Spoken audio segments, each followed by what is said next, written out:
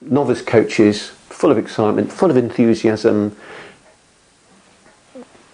pushing for goals, sometimes to the extent that they don't even think that the individual may have an issue. They may just sort of crash in, oh, what great performance goal are you looking for today? And the person may come in and say, well, my mother died 2 weeks ago and I still haven't got over it, it's affecting my work and I'd really like to look at that. So, not clever. The other thing one sees is that with that pushing for goals, is even if you go through what some people might call the well-formed outcome or the sustainability of that goal, that in fact, in the moment of that coaching intervention, it might feel like, yes, 9 out of 10, I'm going to do that, and I'm going to do it on Tuesday, and I'm going to do it on Tuesday at coffee time. It'll be between 10:15 and quarter to 11 or something. That actually what happens when you check through, and I've had this experience myself of being coached, that it doesn't happen. Something's wrong. Now, one of the reasons for that, very often with people, is they're already overloaded. You know, most of us are very busy. The technology's out there, it breaks down. We have so many things to take care of and look after now that, well, our lives are busy. Most of us have lost our secretaries, so we don't have people who look after us and look after our timetables, to book our hotels. We certainly don't have anyone to look after our letters, and we don't have anyone to look after our email. A lot of us.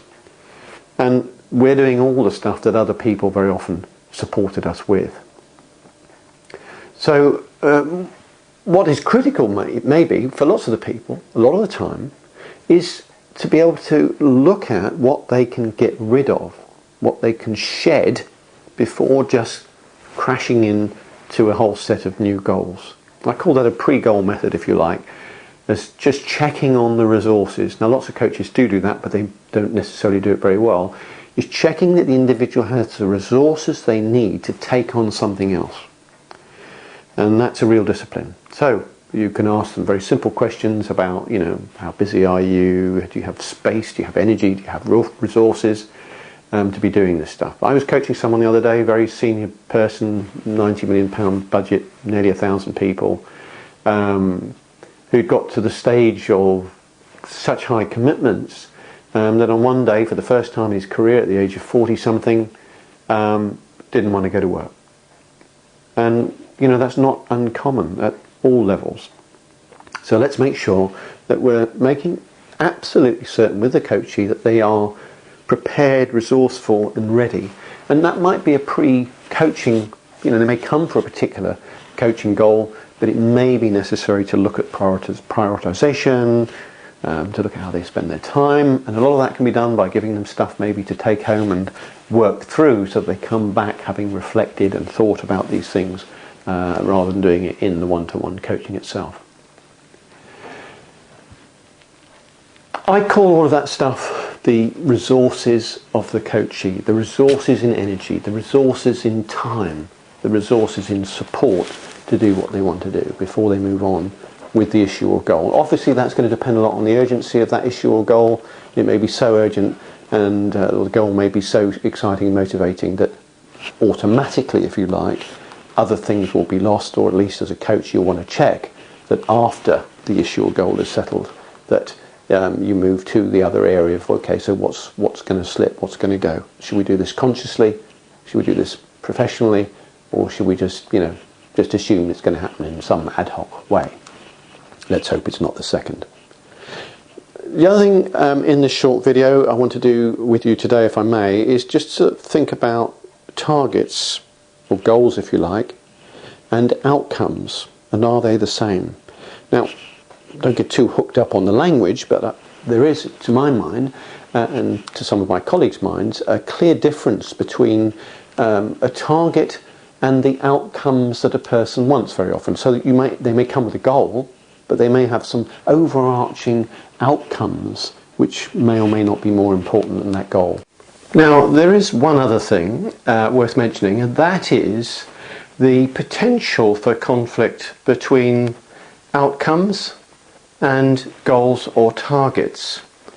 Now, it's important for the coach to be aware of those distinctions in whatever way you understand them, and principally because And I'll give you an example. An individual who was being coached on a career coaching path, and they came into the second session and were quite excited because they had decided to be a helicopter pilot within the paramedic sector.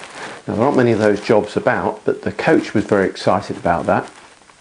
And in speaking about it afterwards, and because I know two pilots, helicopter pilots, both of them, one of them is a paramedic pilot, the other one isn't, that I thought it might be worth just exploring the area of actual work. And I say that because the declared outcomes of the coachee were to have a working environment that would produce a really nice supportive team. And the target, the goal of being a paramedic helicopter, I had some doubts about. And sure enough, the coach got the coachee to go and do some research, to go and actually talk to people within the region. And it turned out that the job of a paramedic helicopter pilot in those circumstances, often very lonely, in fact, waiting for something to happen, reading books, the medical people in one part, the helicopter pilot in another. Then when they have to get going, they go off, and then the medical crew dash off and go and find the person who's had the accident, bundle them back on the helicopter. So quite a relatively isolated, not really a team spirit there at all. And there may well be helicopter pilots in busier metropolitan areas where you get two or three of them together and they can produce perhaps a team environment. But this region where this individual wanted to work was not in a metropolitan area like London or Manchester. So that differential then between the outcome and the goal can, of course, get in the way. And it's very easy for particularly enthusiastic coaches to think about targets and goals without really giving enough attention to the overarching outcomes that the individual wants. That's enough for this session.